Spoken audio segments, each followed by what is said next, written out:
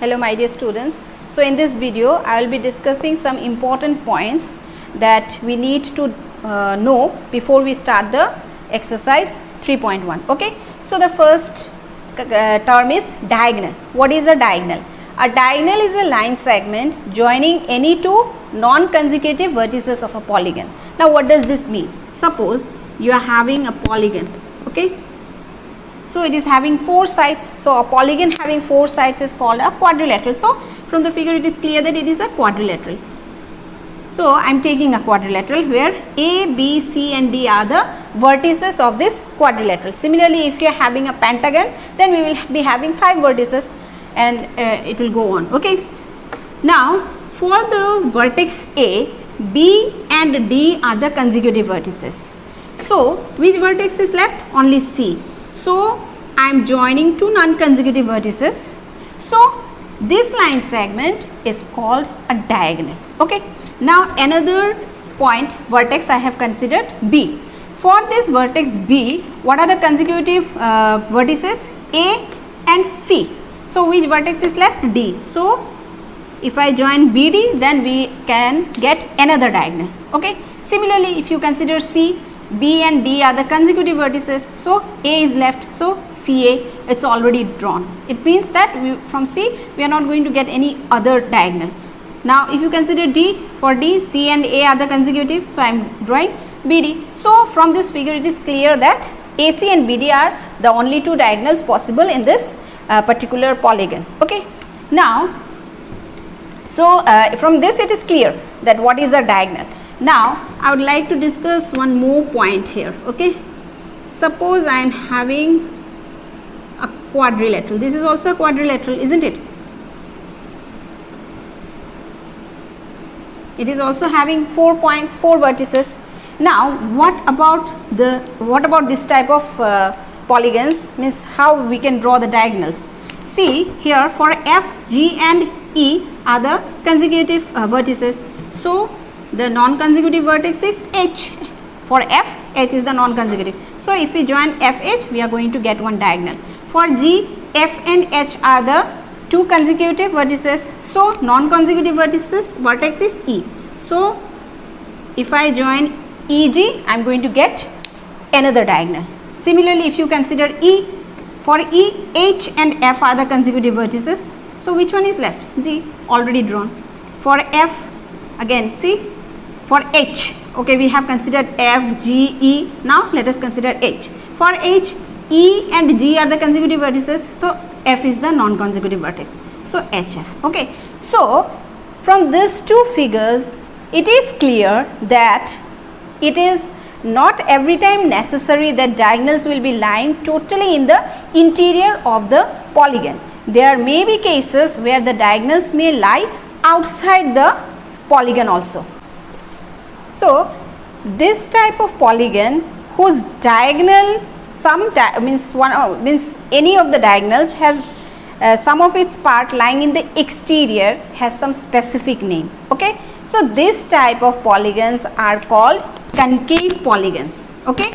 These are having diagonals, means at least one diagonal is having some of its portion. Here the entire diagonal is lying outside, but there may be conditions, cases where the some part of the diagonal may lie outside. Okay. So this type of polygons are called concave polygons, and these polygons where all the diagonals are lying totally in the interior. Okay. No portion of their diagonal is lying in the exterior. So these diagonals are having specific name, that is they are called convex polygon. Now do you find any more difference between these two type of polygons? Yes, one more difference is there.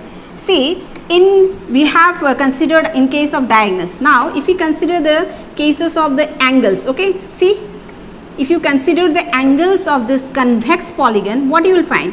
That all the angles will be less than 180 degree.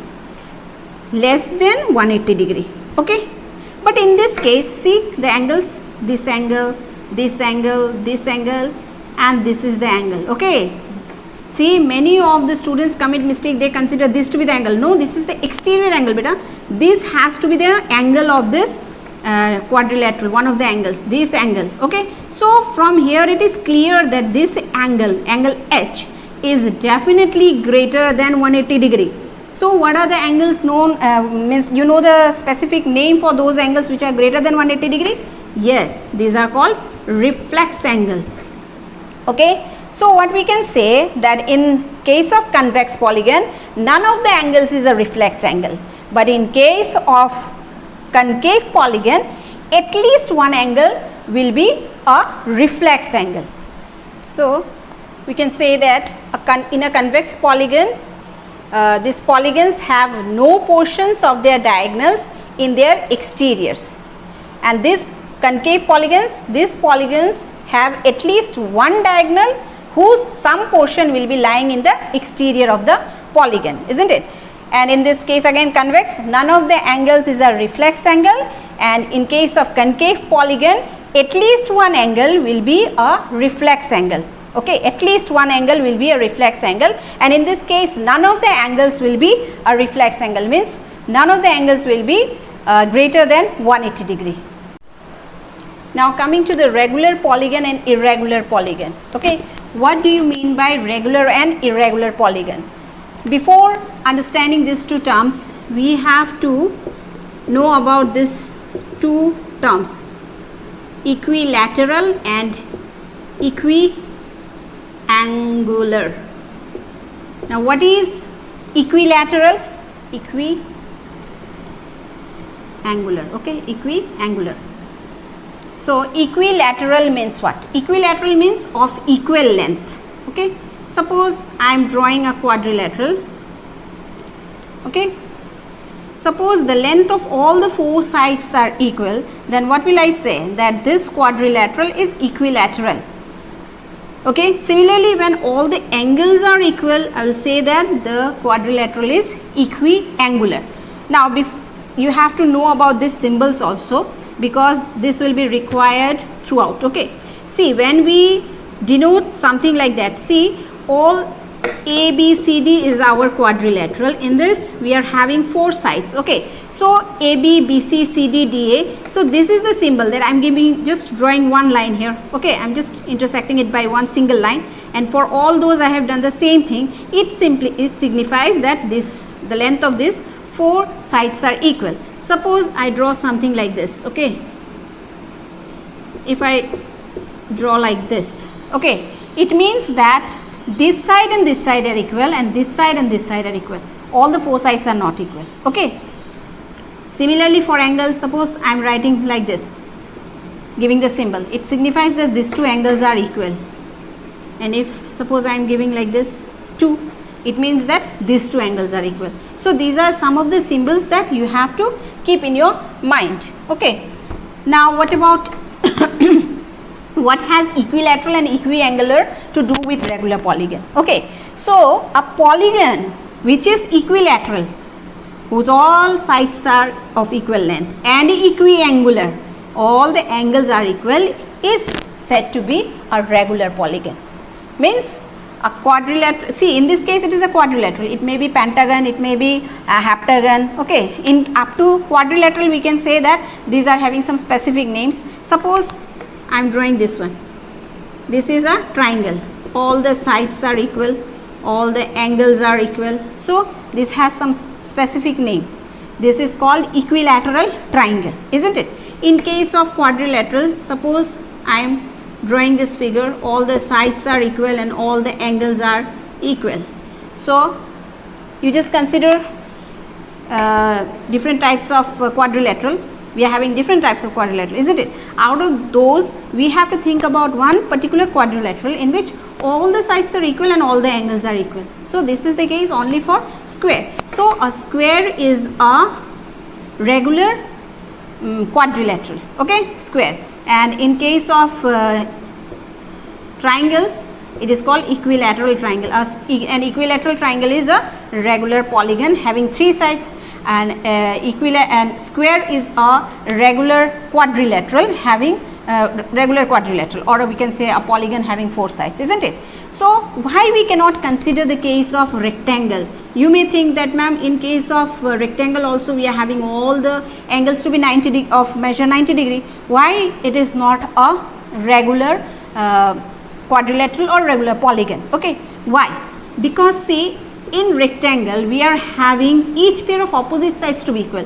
This side and this side are equal, this side and this side are equal. Okay, all the four sides are not of equal length. That is why this case is rejected. We cannot consider this to be regular quadrilateral. Okay, similarly you may think that in case of rhombus all the sides are equal, then why not it is a regular quadrilateral? Why? Because see, there are two conditions, isn't it? It has to be equilateral as well as equiangular.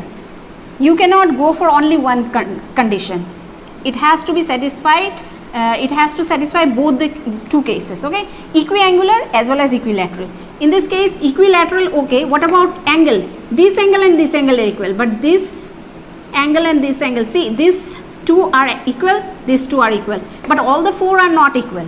That is why it doesn't satisfy the case of equiangular. That is why it is also rejected. So square is the quadrilateral which is regular polygon.